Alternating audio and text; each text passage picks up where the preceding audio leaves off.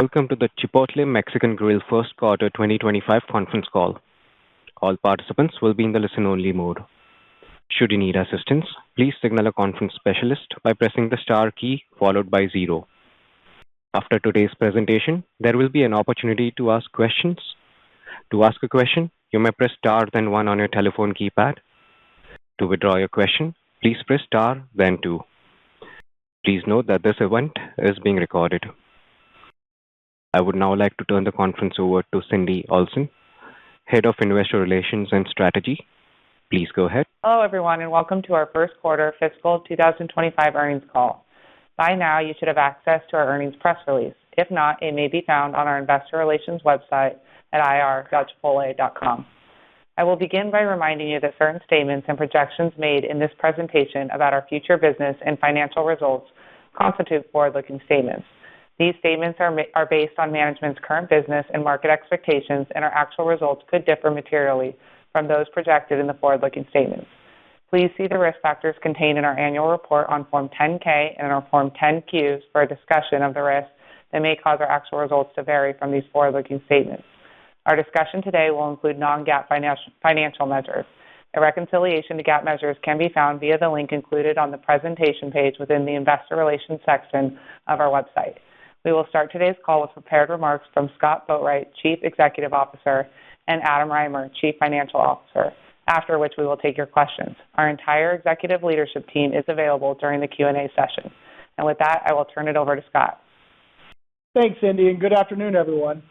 While our first quarter results were impacted by several headwinds, including weather and a slowdown in consumer spending, our teams continue to make great progress improving the execution in our restaurants, testing and rolling out exciting back-of-house innovation, and building out our brand in the U.S. and internationally.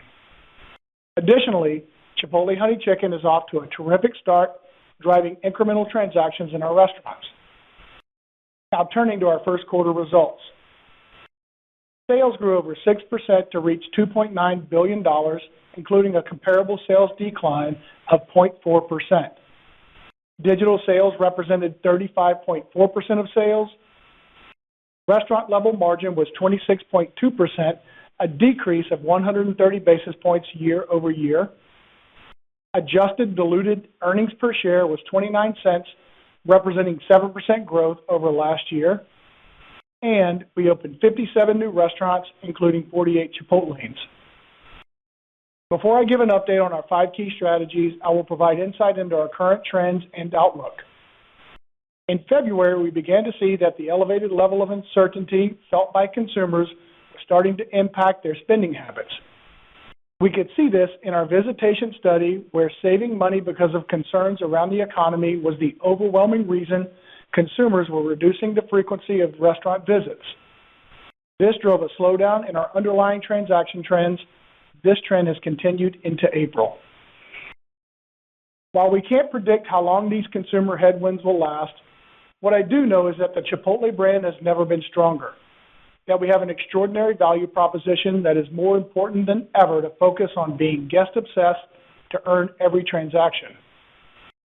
Now turning to our outlook, current underlying trends would result in a low single-digit full-year comp and return to positive transaction growth in the second half of the year. We also have several near-term initiatives that I am confident will accelerate this trend. Before I get into the details of these initiatives, I want to first review our 5 key strategies that will help win today while we grow our future. And these strategies include running successful restaurants with a people-accountable culture that provides great food with integrity while delivering exceptional in-restaurant and digital experiences. Amplifying technology and innovation to drive growth and productivity at our restaurants, support centers, and in our supply chain. Making the brand visible, relevant, and loved to acquire new guests and improve overall guest engagement. Sustaining world-class people leadership by developing and retaining top talent at every level, and expanding access and convenience by accelerating new restaurant openings in North America and internationally. First, starting with our restaurants. Our value proposition is rooted in exceptional people serving delicious food with fast throughput and an affordable price point. In fact, the average cost of our most popular entree, a chicken bowl or burrito, is still under $10, which is about 20 to 30% below comparable fast casual meals and can reach as high as 50% below comparable meals in some markets. What you get for this price is handcrafted, high-quality culinary in abundance at a speed at which you can't find anywhere else. This is resonating with our guests, and we can see it in our brand tracker, which continues to gain momentum. In fact, our latest survey shows Chipotle ranks top 3 in a record 15 perceptual drivers and leads in key areas including good amount of food for your money and quality of ingredients. We believe that we have built a strong competitive advantage by delivering on this value proposition year after year. And our success today and in the future relies on our ability to continue to wow our guests when they choose to eat at Chipotle. Our teams are working hard, and our culinary and throughput continue to be key differentiators for the brand. However, we do have an opportunity to lean into exceptional hospitality as part of our focus on being guest-obsessed. At our Field Leader Conference in March, which included all leaders above restaurant general managers, I posed this simple question. What if, in addition to great culinary and great speed, we also renewed our commitment to great hospitality? With this in mind, we laid out specific actions to be accomplished in our restaurants that will not interrupt our focus on throughput. This includes a friendly smile at tortilla, a heartfelt thank you from our cashier, clean dining rooms and drink stations, and great guest on-site recovery for any issue. Fact is, smiles down the line don't slow us down. Our restaurant leaders have cascaded this message and rolled out training tools to all of our nearly 3,800 restaurants. While it will take time to build the guest-obsessed culture across 130,000 team members, I am confident that we can do this, and it will further strengthen our industry-leading value proposition at a time when our guests appreciate it most. Additionally, exceptional throughput remains a key priority, and we continue to make progress on executing the 4 pillars of throughput, including Expo.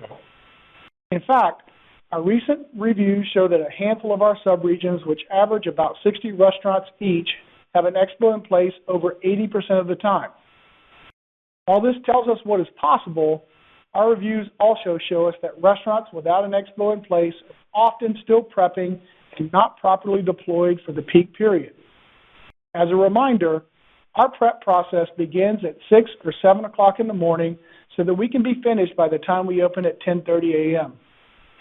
For those who have not seen prep at a Chipotle restaurant, it looks like a farmer's market, including whole heads of romaine lettuce, 25-pound bags of whole onions, boxes of bell peppers, jalapenos, and avocados, and bunches of cilantro. When our crew arrives in the morning, they grab knives, cutting boards, pots, and pans, and get to work preparing our delicious food. Sometimes, restaurants get behind in the morning and as a result are not properly deployed for the peak period, preventing the execution of the 4 pillars, including Expo. In addition to consistent training and reps, we also believe our back-of-house equipment innovation will be the next big unlock for more restaurants to complete prep on time and be ready for throughput at peak. This brings me to amplifying technology and innovation. We are well underway testing and rolling out innovative tools that will modernize the experience for our team members without compromising Chipotle's heritage of high-quality, handcrafted culinary experience, including the farmer's market that I just described. We remain on track to have the produce slicer in all restaurants by this summer, which will improve the speed of prep and improve the culinary by ensuring consistent cut sizes for onions, bell peppers, and jalapenos. We are also expanding the rollout of the equipment package, which includes the dual-sided plancha, the 3-pan rice cooker, and the high-capacity fryer.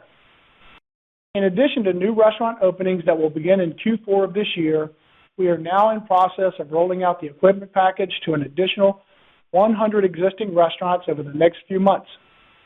Based on the results, we can accelerate the rollout to all restaurants, which we believe we can complete over the next several years.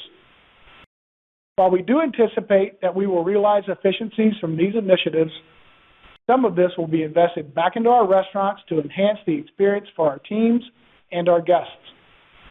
This will enable our crews to be properly deployed during peaks, driving better throughput and a better guest experience. It will also improve and drive better consistency across culinary, which is key as we continue to scale this great brand. Finally, we continue to make progress with both Avocado and the augmented digital make line. These are both customized pieces of equipment co-developed by Chipotle and our innovative partners. We have gone through several iterations, including in-restaurant testing, and over the last couple of months, both were back at our Cultivate Center for additional enhancements. Avocado is now back in a restaurant for further testing, and our augmented digital make line will be back in a restaurant later this summer. We are happy with the progress we are seeing and remain optimistic about both pieces of equipment. Turning to marketing, our Chipotle Honey Chicken limited time offer is off to a strong start. Since its launch in March, it has had a higher mix than any other limited time offer, even surpassing its 2-market pilot test. It is also driving incremental transactions, and the guest feedback has been overwhelmingly positive. I am confident this will be another successful LTO to bring back in the future. Looking forward, our marketing team has an enhanced plan for this summer and the remainder of the year to make Chipotle more visible, more relevant, and more loved to drive difference, drive purchase, and drive culture. For example, beginning in May and continuing through the summer, we will meaningfully ramp up our marketing spend to reach more guests and meet them where they are. This will include menu innovation around a possible side or dip, increasing marketing in our digital and social channels, and leveraging our rewards platform to target specific customer cohorts and group occasions. We are also rethinking our catering business, which we see as an opportunity long term. Today, catering is only about 1.5% of sales with little or no marketing, yet it is one of the best experiences at Chipotle. We have developed a plan to scale the business and will roll out a catering test this fall in one of our subregions. Our test will include the new equipment package, additional storage, as well as new technology to best allocate orders and drive demand. We can then see if it allows us to effectively scale the catering business without impacting our core business. We will share our learnings along the way. Now shifting to our exceptional people. When we ask our teams what they love most about working at Chipotle, they consistently mention industry-leading benefits, culinary, commitment to food with integrity, and their ability to grow within the organization. Our growth has resulted in countless inspiring stories of life-changing careers that make Chipotle a very special company to work for. In fact, at our Field Leader Conference in March, we featured and celebrated the successful journey of one of our team directors. 20 years old, he moved to the United States and started working at Chipotle as a crew member. Over the last 12 years, he worked his way up through the organization. He credits his general manager and his team director for helping him develop and grow along the way, including learning English, buying his first home, and supporting his family. And now he's one of our top leaders managing a $200 million business. This type of leader inspires our teams and is able to build a strong culture in their restaurants, which is key to stability and consistency. This drives a great experience for our team, which then ladders up to a great experience for our guests, ultimately driving results. Our culture and focus on developing exceptional people makes us an employer of choice, and I'm proud to share that we were recognized again by Fortune as one of the world's most admired companies.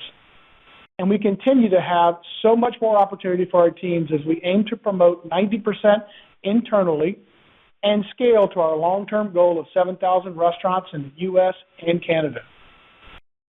Finally, moving to expanding access. In the U.S. and Canada, we opened 57 new restaurants in the quarter and remain on track to open between 315 and 345 new restaurants this year, with 80% including a Chipotlane. This includes 15 to 20 new restaurants in Canada, which will mark another record year of openings. New restaurant economics remain strong with year 2 cash-on-cash returns around 60%. Additionally, our overall cash-on-cash return is in the low 80% range as restaurants continue to grow their economics over time, which gives us a lot of confidence in long-term growth targets. In the Middle East, we opened 2 more restaurants with the Al-Shaya Group in February. We now have 5 restaurants open, including 3 in Kuwait and 2 in Dubai. Results continue to be very strong, as we mentioned last quarter. We will accelerate growth this year with the Al-Shaya Group. Finally, I'm excited to share that we recently signed a new partnership agreement with Alsea, a leading operator in Latin America and Europe, to open restaurants in Mexico. We anticipate the first restaurant to open in early 2026, and we will also begin to explore possible expansion into additional markets in the region. To close, I want to thank our restaurant and support center teams for their commitment to being guest-obsessed. During these uncertain economic times, our objective is to invest in the things that make Chipotle a special brand: our people, our culinary, our value proposition, our innovation, and our growth. By doing so, we expect that our brand and our business will be even stronger when the economic headwinds subside. We continue to be optimistic about our ability to expand to 7,000 restaurants in the U.S. and Canada, grow our AUVs to over $4 million, expand margins, and make our way to becoming a global iconic brand. Not only will this mean providing delicious, real food around the world, but it will also mean growth of our people and the impact of our purpose to cultivate a better world on more communities. With that, I will turn it over to Adam. Thanks, Scott, and good afternoon, everyone. Sales in the fourth quarter grew over 6% year-over-year to reach $2.9 billion, including a comparable sales decline of 0.4%. Restaurant-level margin of 26.2% declined about 130 basis points compared to last year. Earnings per share was 28 cents on a GAAP basis and 29 cents on a non-GAAP basis, adjusted for unusual items, representing 7% year-over-year growth. As Scott mentioned, in February, we began to see that the elevated level of uncertainty felt by consumers was starting to impact their spending. This drove a meaningful change in our underlying transaction trend that has continued into April, with some improvement late in the quarter from the success of Chipotle Honey Chicken. As we look to Q2, we are facing our most challenging comparison as we lap an 11.2% comp from last year, including a high teens comp in April. Additionally, we roll off about 90 basis points of price and have an additional 100 basis point headwind due to the timing of Easter. With all of this in mind, we think it is best to consider our 2-year stacked comp trend, which was around 7% in February and March, and accelerated by about 100 basis points into April. Assuming no change in the consumer environment, we anticipate that this trend to carry through Q2 and for comps to turn positive exiting the quarter as comparisons ease, and will return us to positive transaction growth in the second half of the year. I will now go through the key P&L line items, beginning with cost of sales. Cost of sales in the quarter were 29.2%, an increase of about 40 basis points from last year. The benefit of our menu price increase was more than offset by inflation and higher usage across several items, most notably avocados, dairy, and chicken, in addition to the mix impact from limited time offers. Relative to our guidance, avocados were favorable as the year-over-year step-up was less than we anticipated, and our supply chain and in-restaurant initiatives began to offset the increase in usage from last year. For Q2, we expect our cost of sales to be in the high 29% range, as the mix benefit from Chipotle Honey Chicken will be more than offset by higher inflation across several items, the normalization of avocado prices, and the impact of the newly enacted tariffs, including aluminum and the broad-based 10% tariff. We estimate these tariffs will have an ongoing impact of about 50 basis points, and due to inventory on hand, we anticipate a 20 basis point impact in Q2, which is included in our guidance. These estimates do not include any impact from the tariffs that were postponed or the 25% tariffs on Mexico and Canada, since our imports fall under the USMCA exemption. Regarding the 60 basis point investment that we made in 2024 to ensure consistent and generous portions, we estimate that we have offset more than half of the impact from supply chain savings, as well as improved execution in our restaurants. We continue to anticipate a full offset by the back half of the year through several in-restaurant initiatives, including the produce slicers. We still anticipate underlying cost of sales inflation to be in the low single-digit range for the full year, which excludes the normalization of avocado prices, the mix impact from LTOs, the portion investment, and any impact from tariffs.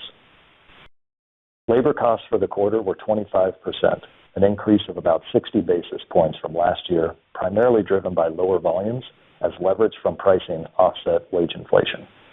For Q2, we expect our labor cost to be in the mid-24% range, with wage inflation in the low single-digit range, as we have now lapped the 20% step-up in California wages from April of last year. Other operating costs for the quarter were 14.4%, an increase of about 10 basis points from last year, primarily driven by lower volumes as leverage from pricing offset underlying inflation across a number of items, most notably utilities. Marketing and promo costs were 3% of sales in Q1, an increase of about 10 basis points from last year. In Q2, we expect marketing costs to be in the mid-2% range, with the full year in the high 2% range, which includes the incremental spend for our summer marketing plans. In Q2, other operating costs are expected to be in the high 13% range. G&A for the quarter was $173 million on a GAAP basis, or $161 million on a non-GAAP basis, excluding about $12 million related to equity awards granted last year for retention of key executives. G&A also includes $133 million in underlying G&A, $23 million related to non-cash stock compensation, which included a reduction in our performance share accruals, $2 million related to payroll taxes on equity vesting and exercises, partially offset by lower bonus accruals, and $3 million related to our field leadership conference, which was held in March of this year. We expect our underlying G&A to be around $135 million in Q2 and step up each quarter as we make investments in people and technology to support ongoing growth. We anticipate the second quarter G&A will also include around $36 million in stock-based compensation, although this amount could move up or down based on our actual performance, offset by $3 million in lower bonus accruals, bringing our anticipated total G&A in Q2 to around $168 million. Depreciation for the quarter was $87 million, or 3% of sales. For 2025, we expect it to remain around 3% of sales. Our effective tax rate for Q1 was 22.9% for GAAP and 22.7% for non-GAAP, and benefited from option exercises and equity vesting above grant values. For 2025, we estimate our underlying effective tax rate will be in the 25 to 27% range, though it may vary based on discrete items. Our balance sheet remains strong, and we ended the quarter with $2.1 billion in cash, restricted cash, and investments, and no debt. During the quarter, we purchased $554 million of our stock at an average price of $54.15, and we will continue to opportunistically purchase our stock. During the quarter, the board authorized an additional $400 million to our share purchase authorization, and at the end of the quarter, we have $875 million remaining. To close, I would like to thank our 130,000 team members for your focus on being guest-obsessed and earning every transaction, which is more important than ever in a challenged consumer environment. We are in a fortunate position with an industry-leading economic model, an exceptional value proposition, and a fortress balance sheet, which enables us to continue to invest in what makes Chipotle such a special brand and enable our long-term growth. I'm confident that we have a strong plan for the remainder of the year and look forward to sharing our progress with you in the coming quarters. And with that, we can open it up for questions. Thank you very much. We will now begin the question and answer session. To ask a question, you may press star then one on your telephone keypad. If you are using a speakerphone, please pick up your handset before pressing the keys. If at any time your question has been addressed and you would like to withdraw your question, please press star and two. At this time, we will pause momentarily to assemble a roster. Our first question comes from Andrew Charles from TD Cowen. Please go ahead. Great, thank you, and thank you for the comprehensive action items to help turn on performance. Scott, when we look across publicly traded fast casual concepts, it appears they are reaching greater scale and replicating the successful Chipotle playbook of deploying advertising, speed of service, menu innovation, loyalty programs, as well as executing on unit growth targets in the suburbs. I'm curious what leaves you confidence that fast casual competition won't impede your target for positive traffic in the back half of this year.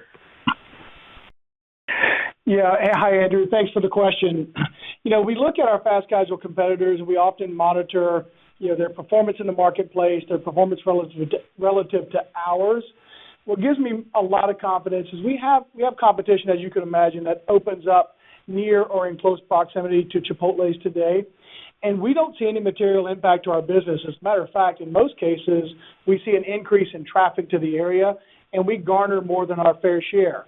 And what I attribute that to is an extraordinary value proposition, a speed at which our competitors are hard-pressed to manage or at least even compete with.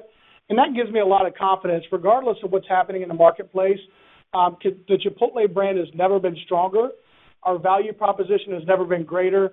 Our food has never been better, and our speed is unmatched. Yeah, and I would just add to that, Scott, that when you look at fast casual, it's growing considerably, but it's still really small in general when it comes to the overall restaurant space. And so I think there's still a lot of room for growth. It's a great point. I actually said this at the Buy-Side Conference recently. We build a new competitor every single year. We'll build between 315 and 345 new restaurants this year alone, which surpasses the size and scale of most of our competitors. That's helpful. And Adam, if I could ask one follow-up, I appreciate the commentary on tariffs and the impact on COGS. How should we think about the impact on new store CapEx? And I think you talked about how new store economics, 60%, while still very strong, diminished a bit from the 60 to 70% you talked about last quarter. Yeah, so when it comes to tariffs on new store builds, it's still a little bit in flux, of course, with everything that's moving around. But everything that's been enacted so far, we think it'll be an increase of somewhere in the mid-single-digit range.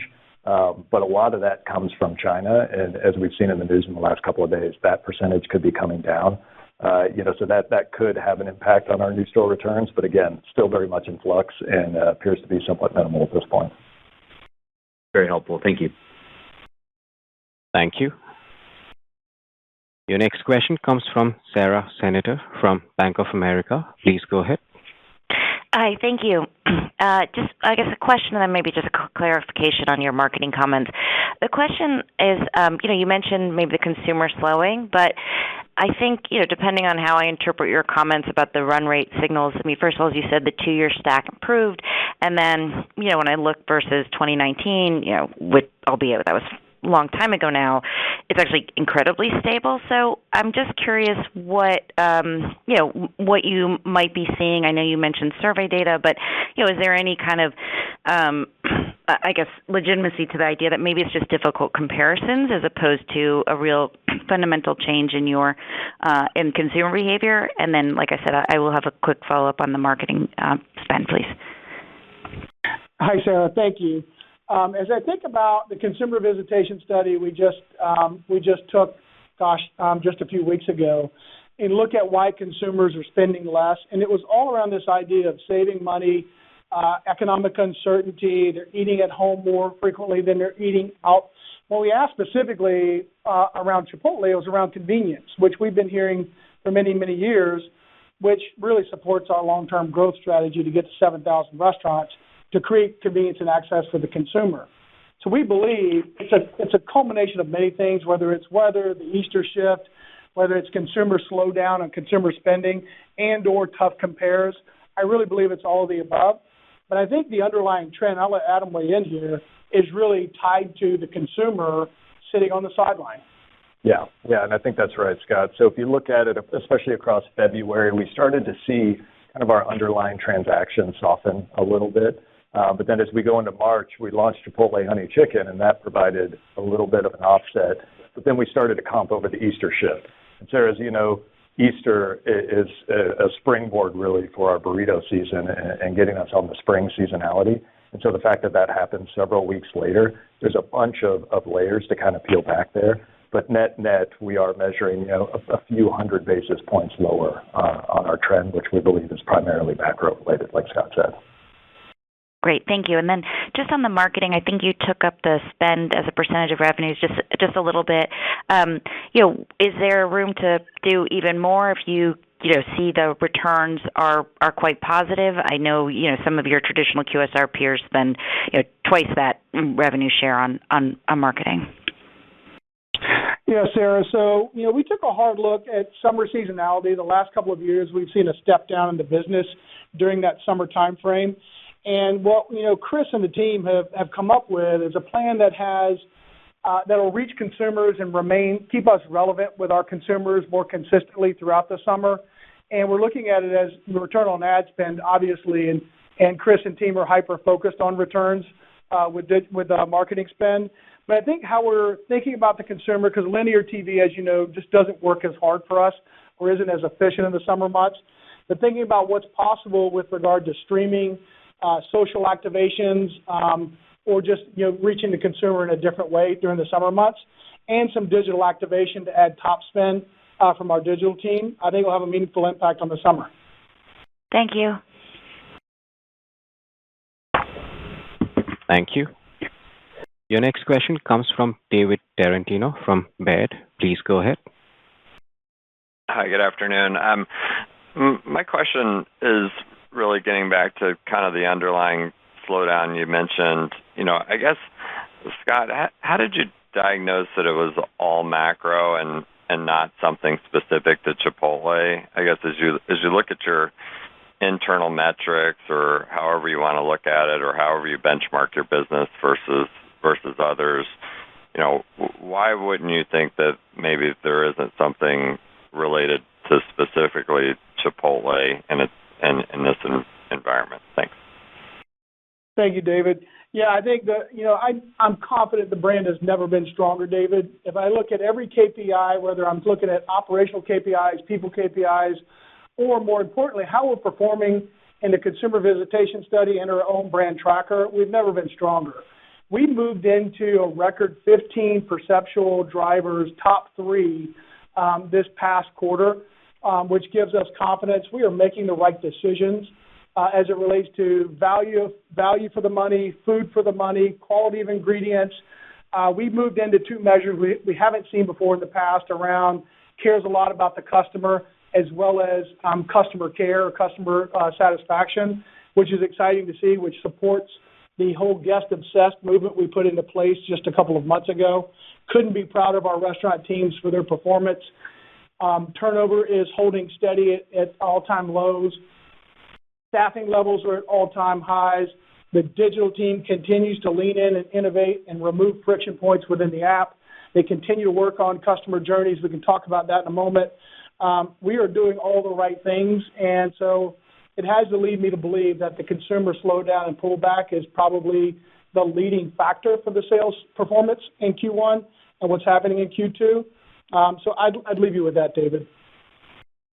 Great. That's very helpful. And then Adam, I know you sometimes look at the business trend. I know you mentioned the 2-year comp performance, but I know in the past you talked about taking what you're seeing in the most recent few months and running that forward on a seasonally adjusted basis. I guess, does that give you the same answer, when you look at it that way in terms of, how you're guiding for the rest of the year? That's how I would look at Q2. So like we talked about, that 2-year comp stepped up to about 8%. If you push that through for Q2, I think that's a good place to get to in terms of a Q2 comp. When you start to think about the second half of the year, if you were to push forward that same trend, it would yield a positive comp in the second half, including the positive transactions like we discussed, and a slightly positive full-year comp, somewhere in that 0 to 1% range.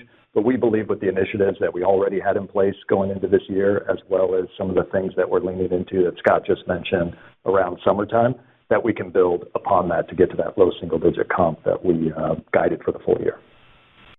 Great. Thank you very much. Thanks, David. Thank you. The next question comes from David Palmer from Evercore ISI. Please go ahead. Thanks, guys. I wanted to ask you maybe to dig into the data that you might have collected in terms of your consumer survey or study. There's been an acceleration in the restaurant industry chain traffic trends in the last 4 weeks, ending mid-April, and back in February it was really bad. It was the industry was down 4 or 5% traffic-wise. It's been flat over the last 4 weeks. Sort of got a little bit better through March. So I'm that's a chain. Those are chain numbers. So maybe some of the big fast food chains are getting better that were doing pretty awful last year, as you're maybe dealing with some difficult comparisons. So I'm wondering if your study is showing that consumers are maybe trading to other traditional fast food players, and if you think that is happening, how does that inform your view about consumer value and your marketing strategy? And I have a quick follow-up. Yeah, hi, David. Scott here. As we look at our data, we continue to gain share across all restaurants, both QSR and fast casual. And so we feel like we're in a really good place. The promotional activity you're seeing are primarily trading share between QSRs at present based on our information. So we feel good about where we sit today. We continue to lean into my idea or our idea of value, which is benefit over price. We're going to hold price constant, David. We're going to continue to lean into the benefit of the offering. We're going to lean into high quality, great culinary, abundant portioning throughout all restaurant occasions and all channels, and then lead into the customer experience in a more meaningful way, which I talked about in the prepared remarks. And I just want to, ask you about like Honey Chicken. You said it's done well, and no doubt it is doing well. But I wonder if doing well might be 8 out of 10 versus maybe one of the best LTOs you've ever done, but it might not be quite to Chicken al Pastor, which might have been a 10 out of 10 in terms of lift to sales and incrementality. So I just wonder how you're viewing this, because clearly something that mixed over 20% last year with Chicken al Pastor might just be too big of a mountain for you to climb over, and that might be frankly what we're looking at here. Yeah, David, the mix percent on Chipotle Honey Chicken is outpacing Chicken al Pastor, which gives us confidence that LTO is working really hard for us in this environment, and we feel like it is moving transactions. Yeah, and I would say, David, it's probably in that at least 100 to 200 basis point range on transactions. The problem is we launched in the middle of March, and then soon thereafter was the Easter shift, and so that's kind of clouding a little bit of that compare.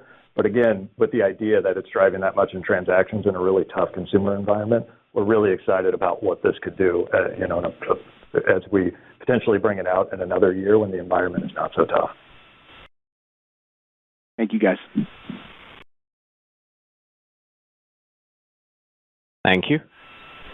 The next question comes from Sharon Zackfia from William Blair. Please go ahead.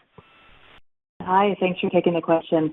I guess as you kind of unpack what's happening in your business, how do you think about what's happening by income cohort? Is there anything to talk about there, or the digital versus walk-in business, any divergence, and urban versus suburban? So trying to unpack that, and then how do you translate that, and how quickly can you translate that to your marketing plan?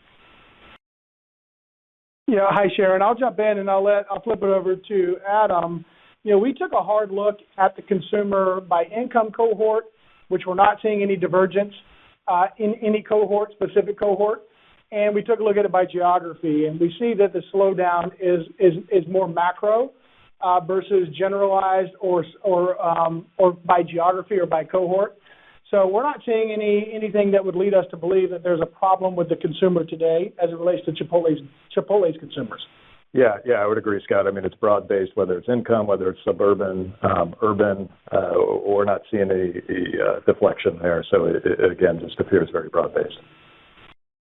Can I ask a follow-up? Because if I back into the average weekly sales for digital, it seems to kind of have gapped more negatively in the first quarter than where it had been trending relative to the non-digital business.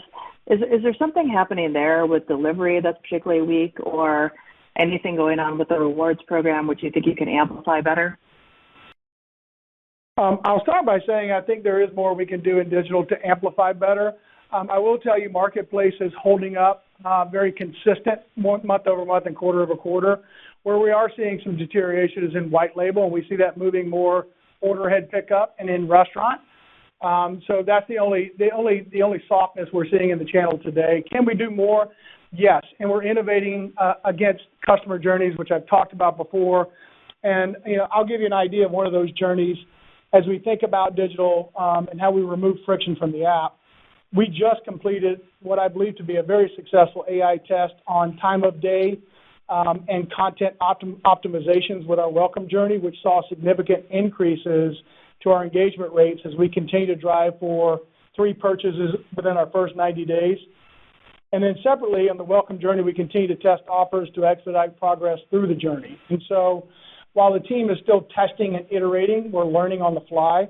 But I believe there's more to do there as the team gets sharper around the journey specific to new, lapsed, and at-risk consumers within the digital ecosystem. Thank you. Thank you. Your next question comes from Brian Harbour from Morgan Stanley. Please go ahead. Yeah, thank you. Good evening. What you talked about sort of on elevating hospitality and I guess some of these other initiatives, just increasing marketing, maybe some new innovation. Was that an output of, did some of your survey work, for example, indicate any sort of deficiency there or things that people were sort of concerned about or, for example, on sort of sides or add-ons, do you think there's just a real interest in that you haven't kind of tapped successfully in the past? What drove some of those decisions to move forward with those things? Yeah, thanks, Brian. And I'll tell you, these initiatives have been in flight for some time, as far back as Q4 of last year. So it wasn't necessarily about what's happening with the consumer today. It was just different thinking, if you will, between this leadership team and past leadership on how we approach marketing specifically, how we think about digital and the customer. That work has been in flight for some time. I'll tell you, Chris Brand has been asking for more marketing dollars for the 8 years I've been with this brand. So he's pretty darn excited as we think about spend and how we reach more consumers more frequently. The operational component, I was seeing some pretty material deficiencies, and I'm pretty hard on the ops team as it relates to the guest experience. We did do an impact analysis on the consumer last year, a problem detection study, if you will, that told us we're not as clean as we should be at peak as it relates to dining room and drink station, and we're not as friendly as we probably should be in restaurant, and that we don't handle customer recovery well. And so that's why we were leaning into the operational improvements. And I'll tell you, the team has really knocked it out of the park. We are seeing refunds drop as a percentage of sales. We are seeing cost of care drop, and we're moving the needle on brand perception with the consumer, evidenced by our brand tracker remarks that I made earlier. Great, that's helpful. Thank you. On the tariff impact, I know you said kind of like aluminum, could you elaborate on what items are affected there? I don't know if it's, any other packaging items and what equipment, either for new restaurants or, based on some of the new equipment package, what actually could be affected there under current plans? Yeah, so the 50 basis points that I shared in the prepared comments as it relates to aluminum and then the 10% broad base, that was mostly or pretty much all on cost of sales. So the big categories there are going to be beef. We get some of our beef from Australia, so that's being impacted, as well as packaging from various countries. So think about Vietnam, Indonesia, Thailand, areas like that, as well as avocados from Colombia and Peru. And so those categories right there are going to be the majority of that 50 basis points. And then when it comes to new restaurant builds, it's a few different categories. Everything from lumber to shelving to some of the other items. Like I mentioned earlier, that one is still a little bit in flux, especially the items that come from China. And so that one, we're going to continue to really understand how we can mitigate those costs. But those are the main categories when it comes to cost of sales.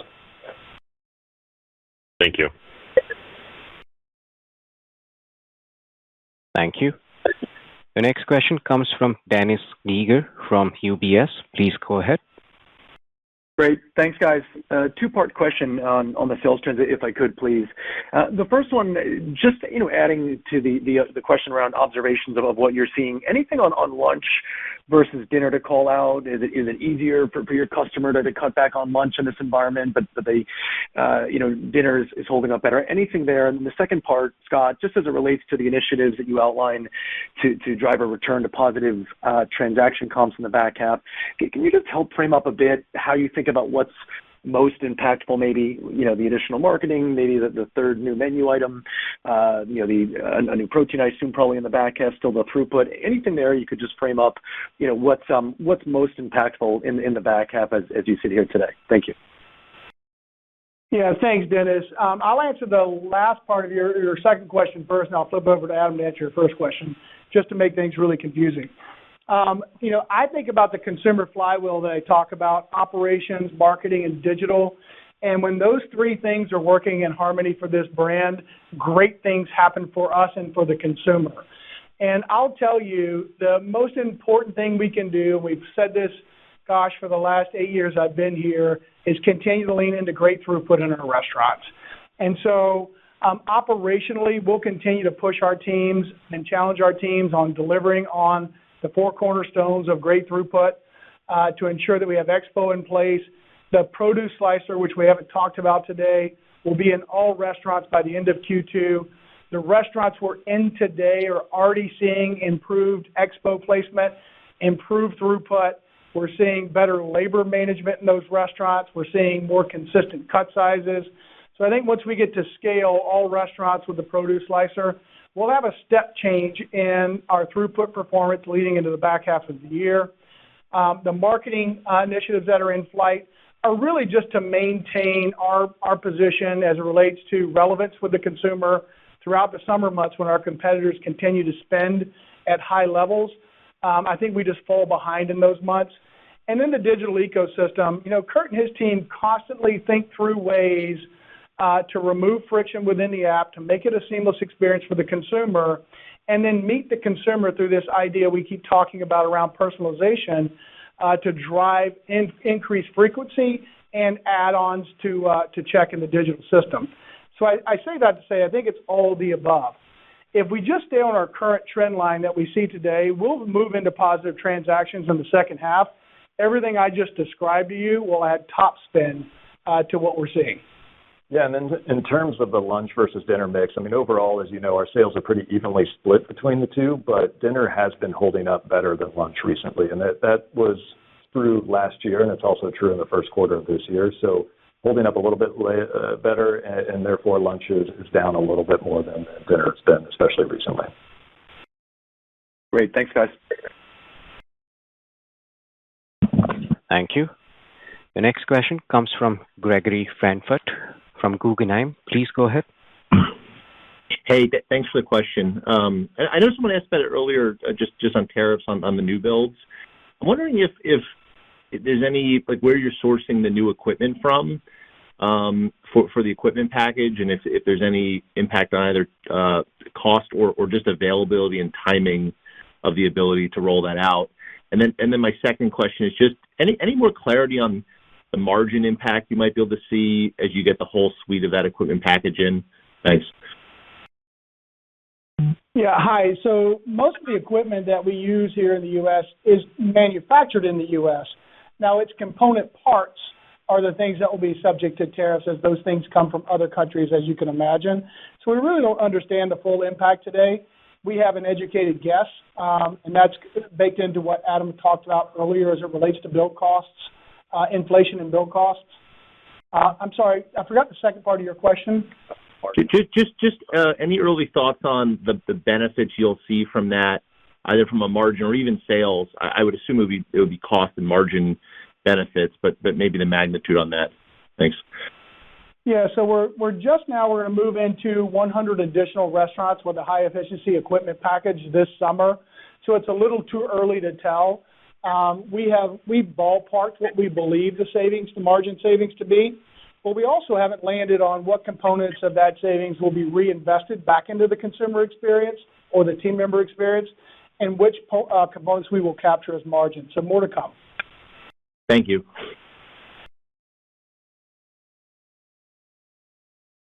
Thank you. The next question comes from Christine Cho from Goldman Sachs. Please go ahead. Yes, thank you. So could you give us a little bit more color on trends in your international markets, particularly Canada and UK? Are you seeing any impact from shift in sentiment towards the U.S., and could this impact your thinking around the development plans in the region? Thank you. Yeah, hi. Thanks, Christine. Thanks for the question. Canada is holding up quite well as it relates to sales and margin performance, and we're still seeing U.S. level margin in Canada. We're going to grow that market this year at about 35%, so think an additional 15 to 20 restaurants in Canada this year alone. And we continue to lean into development across the three provinces we are in today. Canada is a long-term opportunity we feel really bullish on, obviously. As it relates to Western Europe, we continue to see great progress in restaurant-level margins and achieving some of the highest margins we have seen in that market since we entered the market many, many years ago.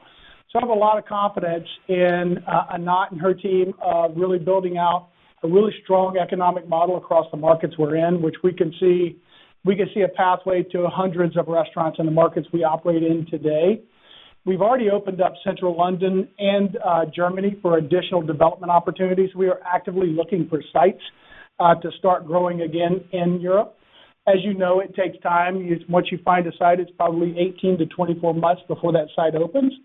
But we feel really good about where we are today and the progress we're making.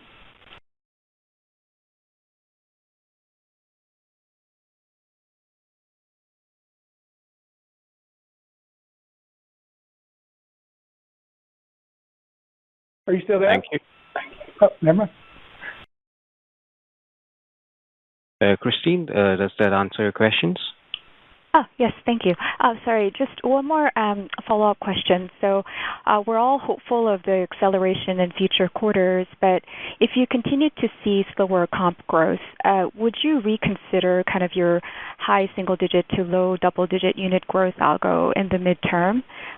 What are some of the key considerations here as you think about development and capital allocation? Thank you.